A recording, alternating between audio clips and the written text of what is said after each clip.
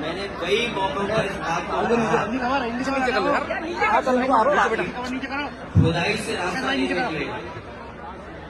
ये खोदने वाले लोग सौहार्द को खोदेंगे।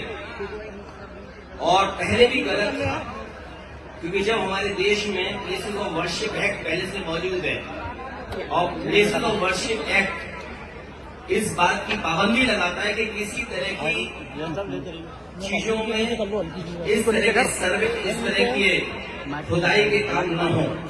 लेकिन भारतीय जनता पार्टी जानबूझ करके इन मसलों को इसलिए उठा रही है क्योंकि किसान के सवाल पर वो बात नहीं करना चाहती।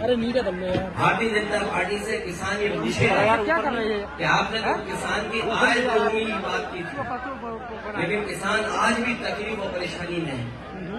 जिस समय उसे डीएपी चाहिए था, डीएपी उपलब्ध नहीं थी, खाद उपलब्ध नहीं थी, जो बीजों की कीमत बढ़ी है, कीटनाशक दवाइयों की कीमत बढ़ी है और बिजली का बिल लगातार बढ़ता चला जा रहा है।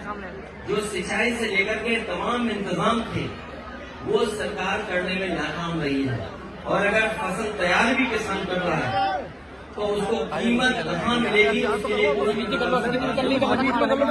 जितने बड़े पैमाने पर बेरोजगारी बढ़ती चली जा रही है।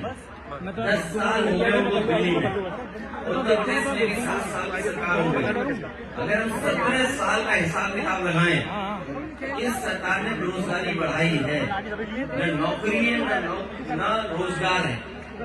इन तमाम सवालों से ध्यान हटाने के लिए जानबूझ करके सरकार इस तरह की खुदाई के कार्यक्रम कर रही है। और आज अगर भारतीय जनता पार्टी के अंडरग्राउंड जो पॉलिसी बनाते हैं, ये पाइपलाइन जो अंडरग्राउंड पड़ती है, उसी तरह भारतीय जनता पार्टी की विचारधारा अंडरग्राउंड अंदर ही अंदर काम करती है। ये बात पहले भी कहनी चाहिए थी। लोगों की जान चली गई, लोगों के घरों में छापे पड़ रहे हैं, बिजली के नाम पर 2-3 हजार लोगों के यहाँ FIR दर्ज हो गई। अगर ये बात गलत थी भारतीय जनता पार्टी की तो जान तो वापस नहीं ला सकते हैं। उन्हें मुआवजा देना चाहिए उन गरीब परिवारों को, और जितने भी झूठे मुकदमे लगे हैं, चाहे वो सांसद पे हो चाहे किसी को, सब वापस देनी चाहिए। सांसद के खिलाफ करोड़ों की रिकवरी जारी की गई है। संबल में सांसद के खिलाफ बाबा साहब भीमराव अम्बेडकर जी ने हमें संविधान दिया है और लोकतंत्र में ये हमारे लिए रक्षा कवच का काम करता है।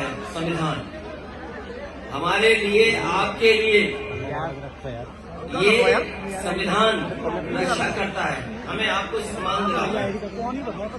और जानबूझ करके भारतीय जनता पार्टी अपमानित करना चाहती है। ये तमाम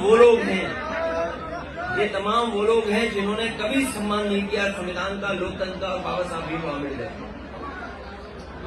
जो बीजेपी के लोग, केवल एक नहीं, बीजेपी के सभी लोगों को माफी मांगनी चाहिए। सर, अब समाजवादी पार्टी आखिर कहाँ तक जाएगी? समाजवादी पार्टी जनता के बीच जाएगी। इन किसान भाइयों से, नौजवानों से अपील करेगी, माता बहनों से कि भारतीय जनता पार्टी लोगों को हराओ।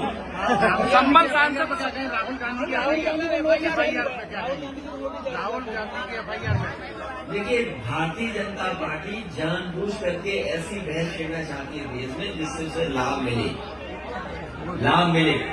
वो लोकसभा परिसर की घटना है। कई बार लोकसभा परिसर में ऐसी घटनाएं हुई हैं जिसमें FIR दर्ज नहीं हुई।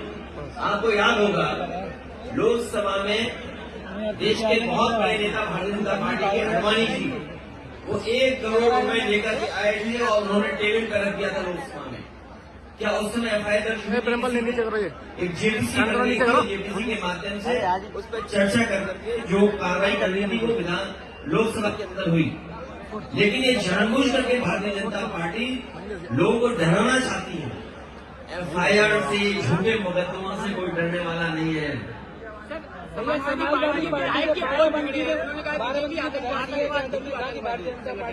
आतंकवादी संगठन है। हो सकता है उन्होंने ज्यादा कह दिया हो, उन्हें ये लगा हो जो नफरत फैलाने वाला दल है। आप नफरत फैलाने वाले दल को क्या कहेंगे? जो दल ये जानता हो कि इस घटना के बाद लोगों की जान चली जाएगी, उस दल को आप क्या कहेंगे? केवल एक जगह नहीं, कई उदाहरण मैं दे सकता हूँ जहाँ पर भारतीय जनता पार्टी ने इसी तरह नफरत फैलाने का काम किया। भैया सब्बल में मंदिर जगह जगह निकल रहे हैं और शहरों में भी ये स्थिति बनती है। ये फिरोजाबाद तो बहुत पुराना शहर है, यहाँ अगर खोद दो तो न जाने क्या मिले। कई ऐसे भाजपा के नेता हैं, उनके घर खुद जाए तो न जाने क्या मिलेगा उससे।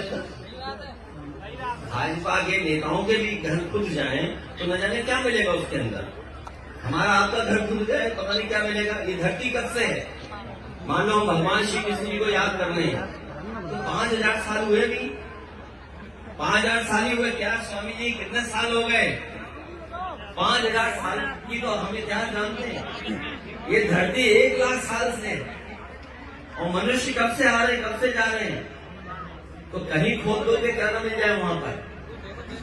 सर संभल सांसद जी पे बिजली चोरी को और कोई मुकदमा तरफ लगा। अरे पत्रकार साथी, झालोन में एक पत्रकार ने भारतीय जनता पार्टी के खिलाफ न्यूज निकाल दी, उसके कपड़े उतार दिए थे, उसे नंगा कर दिया।